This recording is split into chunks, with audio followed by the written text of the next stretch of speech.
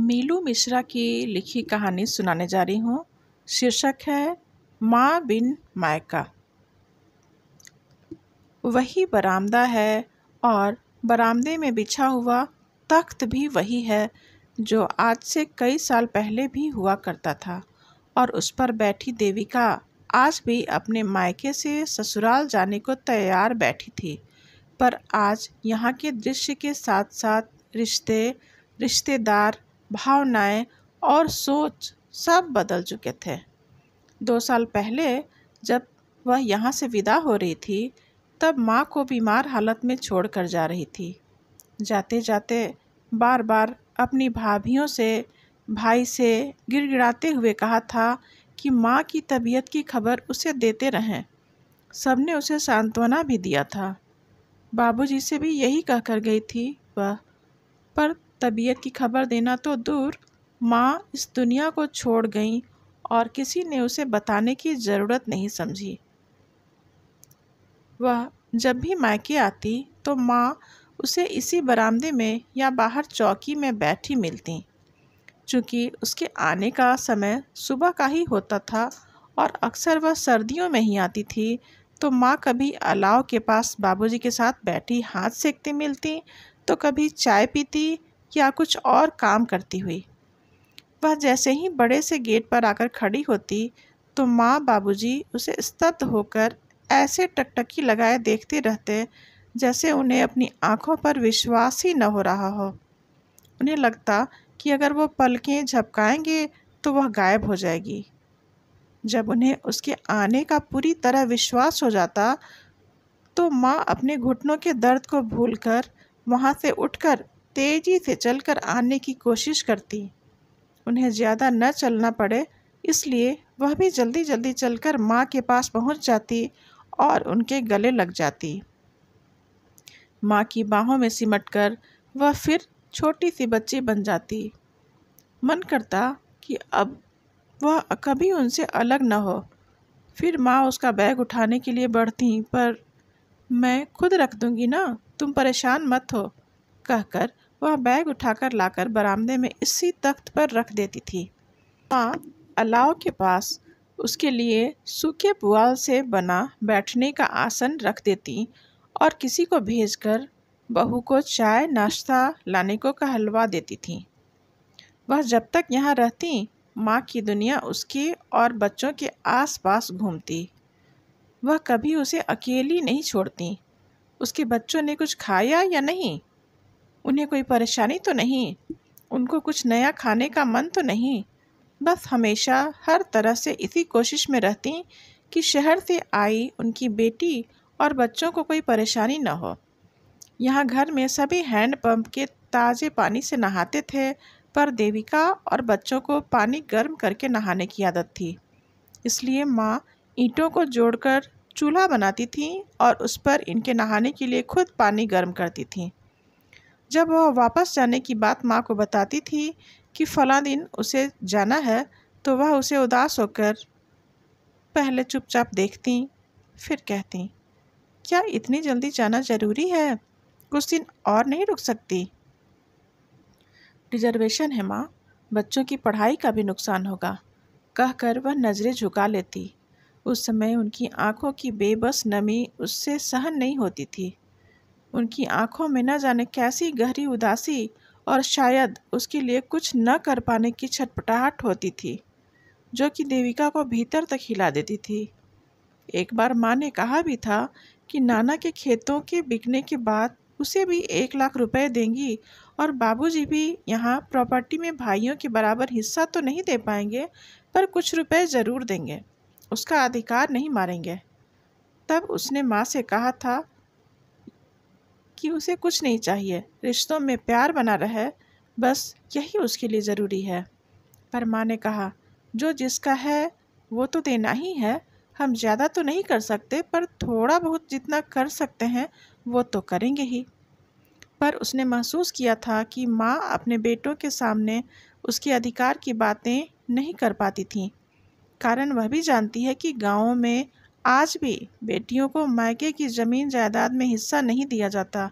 इसीलिए माँ कहने में झिझकती थी, और यही कारण था कि उसने भी कभी नहीं सोचा कि वह भाइयों से हिस्सा ले, परंतु माँ तो बस ममता लौटाने पर आए तो सागर की गहराई कम पड़ जाए। लेकिन ममता के अधीन उसकी बेबस आंखें देखकर कभी कभी तो उसे माँ पर भी गुस्सा आता। मन करता कि कह दें कि जब इतना चाहती हो तो मुझे तो बेटों के बराबर अधिकार देने में और उनके समक्ष बोलने में डरती क्यों हो। लेकिन अच्छा ही है कभी नहीं बोली। जिस दिन उसे वापस जाना होता वह बरामदे में रखे इसी तख्त पर बैठकर कपड़े बैग में रखती और माँ गुड़, मुरमुरे, अचार, घी और न जाने क्या क्या लाकर उसके लिए रखने लगती। तब उसे बार बार मना करना पड़ता था कि कैसे इतना सब कुछ ले जाएगी।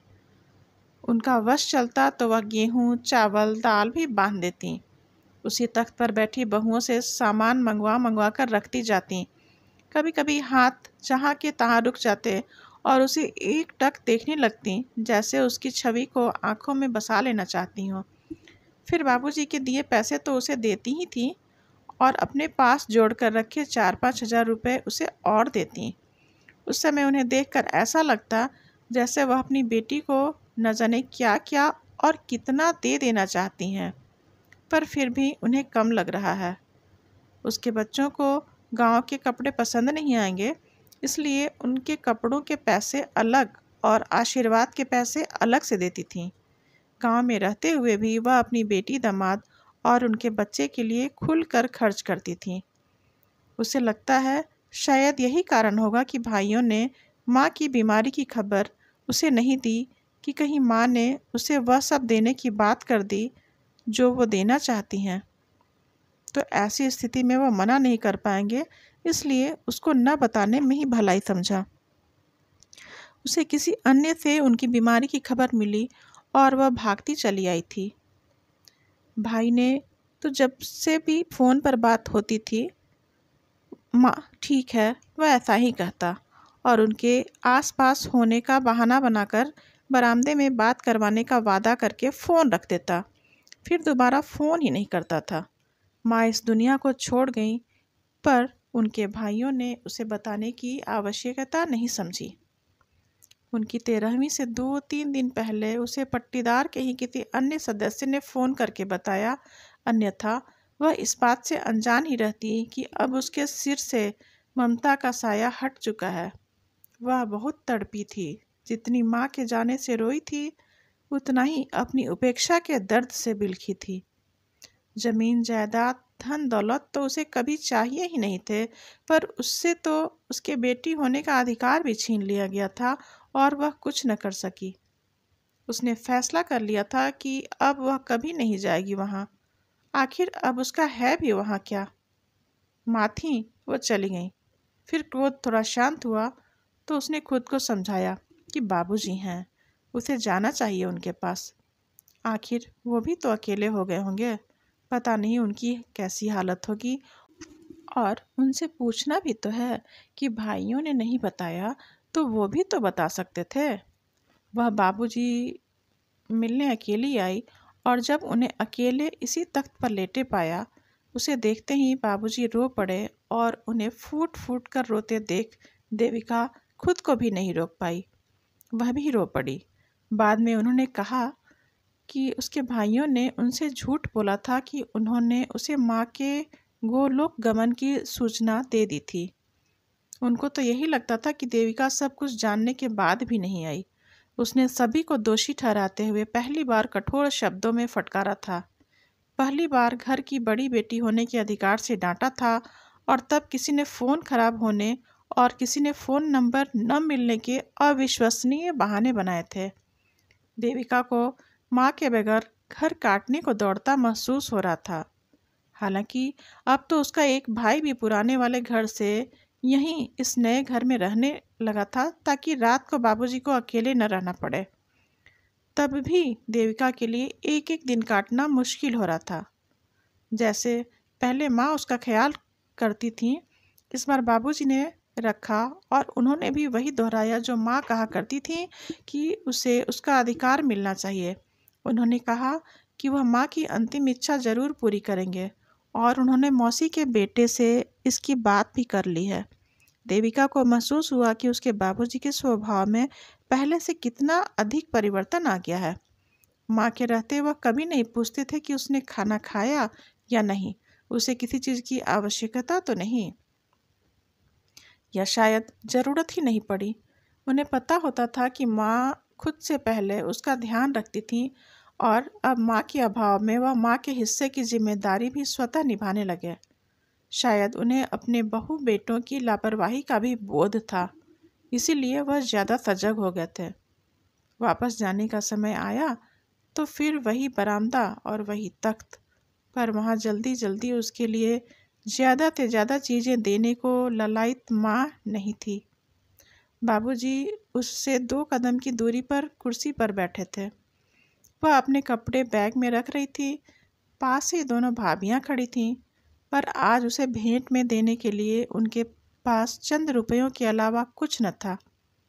जब भाभियों ने उसे पैसे देना चाहा तो उसने मना किया, पर बाबूजी की ओर देखकर उसे लगा कि उन्हें दुख होगा अगर वह खाली हाथ चली गई तो। इसलिए जब भाभी ने दोबारा आग्रह किया तो उसने चुपचाप रुपए पकड़ लिए।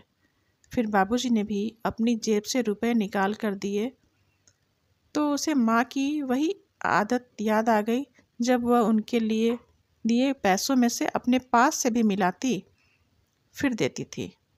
उसने भरी आंखों से बाबूजी के धुंधलाते चेहरे की ओर देखते हुए चुपचाप रुपए ले लिए और भाई के साथ गाड़ी की ओर बढ़ गई। बाबूजी भी बाहर तक उसे छोड़ने आए और अपने बच्चों का ख्याल रखने की हिदायत के साथ उसे आते रहने को कहा और भाई ने गाड़ी आगे बढ़ा दी। ज्यों-ज्यों गाड़ी पगडंडी की ओर बढ़ती जाती, बाबूजी की आकृति और धुंधली होती जाती। माँ के अभाव में उसे आज घर का वह बड़ा सा गेट कितना सूना निर्जीव प्रतीत हो रहा था। माँ बिन मायका उसके मुंह से अनायास ही निकला और पलकों के बांध को तोड़कर आंसुओं की बूंदें गालों पर ढुलक आईं। अपने घर पहुंचकर उसने अपने सकुशल पहुंचने की खबर बाबूजी को फ़ोन करके दे दिया था। उसके बाद वह इंतज़ार करती रही कि शायद कभी भाई का फ़ोन आए या भाभी फ़ोन करके उसकी कुशल क्षेम पूछेंगी, पर ऐसा अवसर कभी नहीं आया।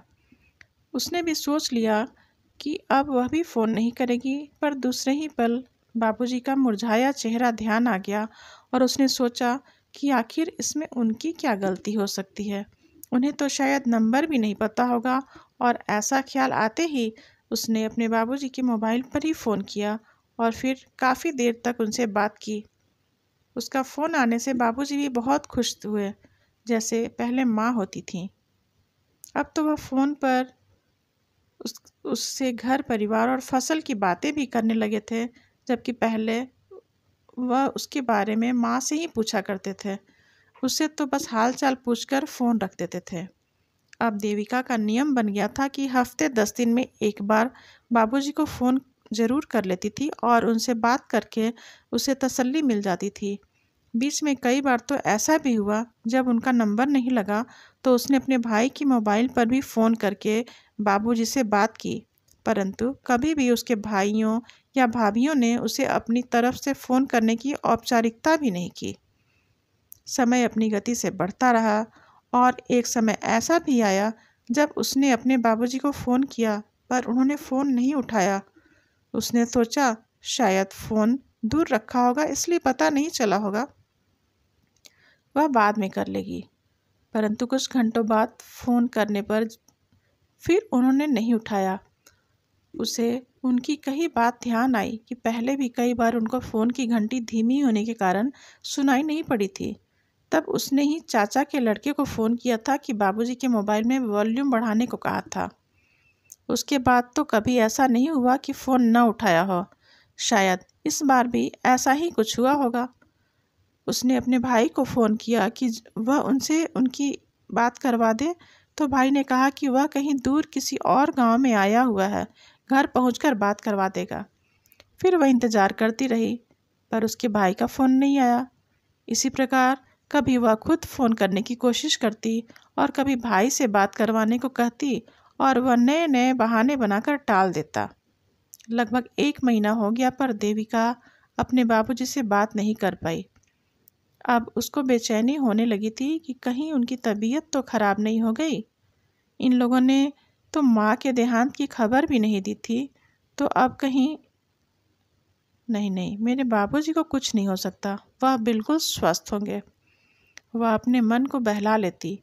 उसने सोचा, इस बार इतने दिनों से बात नहीं हुई तो हो सकता है कि वह खुद फ़ोन कर ले। पहले भी एक बार कई दिनों तक बात नहीं हो पाई थी। फिर जब भाई के मोबाइल पर फ़ोन करके बात की थी तो उन्होंने ही बताया था कि शायद उनके मोबाइल का बैलेंस ख़त्म हो गया है। वह बाज़ार नहीं जा सके, इसलिए रिचार्ज नहीं करवा पाए अब तक।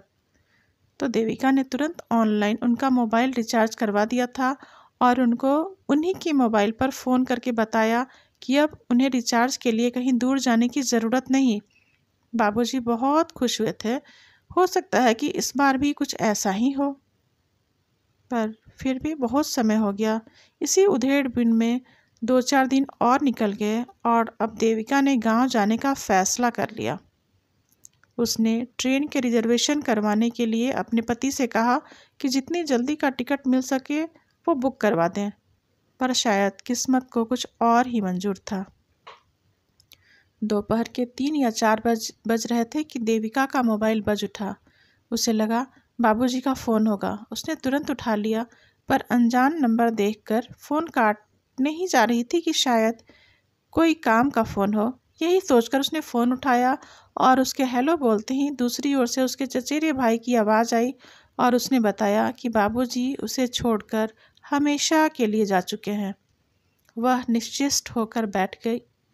उसे समझ नहीं आया कि करे क्या करे, नहीं करे क्या कहे। उसे अपने कानों पर विश्वास ही नहीं हो रहा था। अभी माँ को गए 1 साल भी नहीं हुआ था और अब बाबूजी भी उसे छोड़कर चले गए। पर कैसे? क्या वो बीमार थे इसलिए फ़ोन नहीं उठा रहे थे और किसी ने उसे खबर नहीं की कि जैसे माँ के समय नहीं किया था? उसके दिमाग में आंधी सी चल रही थी।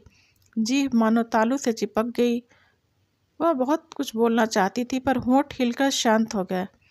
दूसरी ओर से आवाज़ आ रही थी कि दीदी तुम आ रही हो ना, तुम्हारा इंतज़ार करें? हाँ हाँ, बस इतना ही बोल सकी वह और फ़ोन बिना काटे रख दिया और उसी समय बस से ही गांव के लिए निकल पड़ी। रात भर का सफ़र उसे सदियों सा लग रहा था। बस अपने निर्धारित समय से 2-2.5 घंटे देर से पहुंची। इस बीच उसके भाई और चचेरे भाई के कई बार फ़ोन आ चुके थे। अधिक देर होती देख भाई ने उसे बस स्टेशन से लाने के लिए मोटरसाइकिल से चचेरे भाई को भेज दिया ताकि जल्दी आ सके। मोटरसाइकिल से उतरकर वह दौड़ती भागती घर में घुसी। बाबूजी की अंतिम विदाई की तैयारी हो चुकी थी। सबकी आंखें उसके इंतजार में मुख्य द्वार पर टिकी थीं, पर उनमें न माँ की आंखें थीं और न ही बाबूजी की। उस भीड़ में भी आज वह अकेली थी। बाबूजी के चेहरे से कपड़ा हटाकर उसे अंतिम दर्शन के लिए कहा गया। मंजली भाभी ने कुछ पैसे लाकर उसके हाथ में दिए कि वह अर्थी पर चढ़ा दे। तभी उसकी बड़ी भाभी उसके गले लगकर रोने लगी और उधर सभी लोग बाबूजी की अर्थी उठाकर मुख्य द्वार से बाहर निकल गए। वह तो बाबूजी को अभी ठीक से देख भी नहीं पाई थी। उन्हें जी भरकर देखना चाहती थी। भाभी को कंधे से पकड़कर अपने आप से अलग किया और रोती हुई बाहर की ओर भागी। गांव व परिवार की अन्य महिलाएं भी थीं जो अर्थी के पीछे पीछे चल रही थीं। गांव के नुक्कड़ पर जाकर उसने उनके अंतिम दर्शन करके भाभी द्वारा दिए गए पैसे चढ़ाए और एक हारी हुई जुआरी की भांति अपना सब कुछ गंवाकर खाली दामन लिए बेबस अपने सिर से बाप का साया हटते देखती रही। थके हुए भारी कदमों से भी वह भाभियों, चाचियों और बुआ के साथ घर में लौट आई। रोते हुए उसने अपनी चाची से कहा कि इन लोगों में से किसी ने उसे एक फ़ोन तक नहीं किया, नहीं तो वह बाबूजी से उनके जीते जी मिल लेती। यह बताते हुए वह इस बात से अनजान थी कि उसकी बड़ी भाभी को उसका खुद से अलग करना बहुत बुरा लग रहा था। वो सभी को बता रही थी कि वो किस प्रकार उन्होंने 22 दिनों तक अस्पताल में बाबूजी की सेवा की और उनके पति ने कितना खर्च किया। देविका का मन कर रहा था कि वह अभी यहाँ से वापस चली जाए। अब उसका यहाँ कुछ भी नहीं है, पर वह ऐसा नहीं कर सकती थी। इसलिए उसे रुकना पड़ा। वही घर था, वही बरामदा, वही आंगन, और घर में रिश्तेदारों की भीड़, पर देविका बेहद अकेली थी। उसके लिए यह घर तो अब बस उस मंदिर के समान था जिसमें उसके भगवान की मूर्तियां ही न हो। इस खाली चारदीवारी में सिवाय घुटन के कुछ भी नहीं था। उसकी भाभियों को उससे बोलने की पता नहीं फुर्सत नहीं थी, या बड़ी भाभी को खुश करने का प्रयास था। बुआ और मौसी ही थी जो उसके पास बैठती, उससे बातें करती। अब तो गांव की औरतें भी उसकी ओर देखती तो उसकी नज़रों में से उसके लिए सहानुभूति होती, जैसी कह रही हो वो बेचारी का मायका खत्म हो गया, उसके लिए अब एक एक दिन काटना मुश्किल हो रहा था। बड़ी भाभी और भाई उससे दूर दूर ही रहते, न जाने क्यों। 13वीं संपन्न होते ही दूसरे ही दिन वह अपने घर जाने के लिए तैयार हो गई। रुकने के लिए चाची, बुआ, मौसी और मौसी की बहू ने कहा, पर जिन्हें कहना चाहिए था उन्हें शायद डर था कि उनके कह देने से हो सकता है कि 1-2 दिन और रुक जाए, इसलिए उन्होंने नहीं कहा। वह एक बार फिर वहीं बरामदे में बिछे उस तख्त पर बैठी थी। बुआ, मौसी की बहू और छोटी मौसी उसके पास ही बैठी थी। बुआ पूछ रही थी, तैयारी कर ली? हाँ, उसने कहा। खाना खाया? उन्होंने पूछा। हाँ, सुबह खाया था, उसने कहा। सुबह नहीं, हम दोपहर की बात कर रहे हैं, उन्होंने कहा। मुझे भूख नहीं है, उसने कहा, जबकि सच यह था कि उसे भूख लग रही थी, पर खाने के लिए किसी ने पूछा नहीं था और वह खुद खाना लेकर एक बार के लिए दोषी नहीं बनना चाहती थी। अरे भूख कैसे नहीं, शाम हो रही है, मैं लाती हूँ खाना, कहते हुए मौसी की बहू उठकर उस कमरे में गई जहाँ खाना व मिठाइयाँ रखी हुई थी। मिठाई दिया तुम्हें खाने को और ले जाने के लिए रखा? बुआ ने पूछा।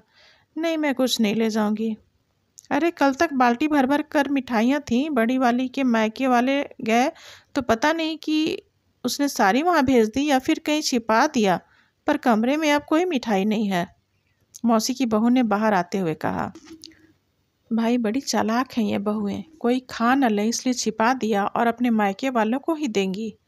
इकलौती ननद के लिए भी अब कुछ नहीं है इनके पास। बुआ गुस्से को भीतर ही भीतर पीती हुई बोली। आप नाक परेशान हो रही हो, मैं तो वैसे भी कुछ नहीं लेकर जाने वाली हूँ। कहते हुए उसे माँ की याद आ गई कि कैसे माँ उसके लिए न जाने क्या क्या बांधने को तैयार रहती थी जब वह ससुराल जाती थी। तभी उसकी मंझली भाभी आई और उससे पूछा, दीदी मुरमुरे और गुड़ रख दें, ले जाओगी? नहीं, मैं कुछ नहीं ले जाऊंगी, उसने कहा। गुड़ क्यों, मिठाई नहीं बची है क्या? बुआ बोली। हाँ थोड़ी है, आप कहो तो रख दो दीदी, भाभी उसकी ओर देखती हुई बोली। नहीं नहीं, मैं कुछ लेकर नहीं जाऊंगी, किसी को मेरे लिए परेशान होने की कोई आवश्यकता नहीं है, उसने कठोरता से इतनी तेज आवाज़ में कहा ताकि उसकी आवाज़ बरामदे में दूसरे छोर पर बैठे उसके बड़े भाई भाभी को सुनाई पड़ सके। उसने अपनी बेटी से पर्स मंगवाया और उसमें से पैसा निकालकर अपनी भाभी को दिया, यह कहते हुए कि बाबूजी की अंतिम यात्रा में मेरे द्वारा जो पैसे चढ़ाए गए वो मेरे ही होने चाहिए, इसलिए ये पैसे तुम्हें रखने ही पड़ेंगे। इस प्रकार उसने यह जता दिया कि अब वे लोग उसे बोझ न समझें, वह उनका एक भी पैसा अपने लिए नहीं लेंगी। शाम को वह जाने लगी तो मंझली भाभी ने सभी के समक्ष औपचारिकताएं पूरी करते हुए कहा कि आती रहना दीदी, माँ बाबूजी नहीं तो क्या हम तो हैं। पर उसने कुछ नहीं कहा, पर उसके दिल से ज़रूर आवाज़ आई कि तुम एक बार फ़ोन करोगी तो मैं भागी चली आऊँगी। उसे क्या पता था कि अब कोई उसे फ़ोन नहीं करेगा। उसके पास फ़ोन आने तो तभी बंद हो गए थे जब माँ बीमार पड़ी।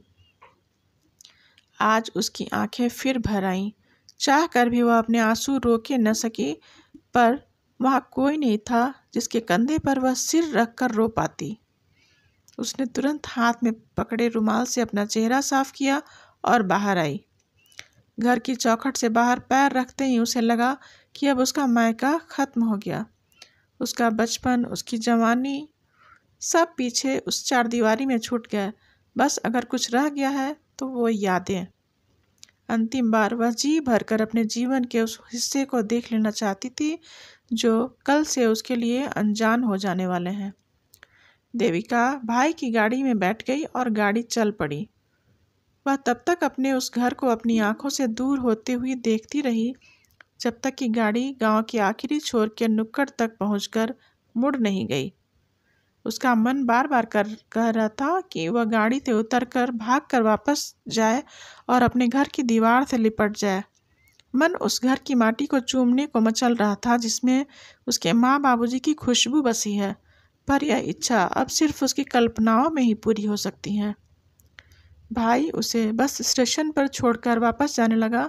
तभी हर बार की भांति इस बार भी वह बोलने लगी थी कि माँ बाबूजी का ख्याल रखना, पर मुँह से माँ निकलते ही उसे याद आ गया कि अब वह घर उसके लिए फिक्रमंद होने वाली माँ की नहीं और न ही बाबूजी की। याद आते ही वह चुप हो गई। भाई भी शायद समझ गया, इसलिए बिना कुछ बोले ही चला गया। देविका बस से वापस अपनी ससुराल आ गई और दूसरे ही दिन वह एक फाइल लेकर अपने वकील से मिलने पहुंच गई। काफ़ी देर तक उससे बात करने के उपरांत वह घर वापस आ गई। लगभग 1 हफ्ते के बाद फ़ोन करके उसने अपने वकील को घर बुलवाया। वकील को घर आया देखकर राकेश को आश्चर्य हुआ। वह पूछ बैठा, देविका, वकील को क्यों बुलाया है? राकेश, बताती हूँ, पर वादा करो मेरे काम में बाधा नहीं डालोगे, वह बोली। तुम्हें ऐसा क्यों लगता है कि मैं तुम्हारे काम में बाधा डालूंगा? राकेश बोला। राकेश, भगवान ने हमें एक बेटा और एक बेटी देकर हमारा परिवार पूरा कर दिया है। दोनों हमारे लिए बराबर हैं, है ना? वह बोली। हाँ, पर मैं समझा नहीं, तुम ऐसा क्यों कह रही हो? वो इसलिए क्योंकि हम नहीं जानते कि हमारे बाद भी हमारी बेटी का मायका सुरक्षित रहेगा ही। इसकी कोई गारंटी तो नहीं है ना। इसलिए मैंने इस घर का आधा हिस्सा हमारी बेटी के नाम करके उसका मायका सुरक्षित कर दिया। अब प्रॉपर्टी के कारण ही सही, पर रिश्ता और मायका दोनों जीवित रहेंगे। राकेश निशब्द हो देविका का चेहरा देखता रहा।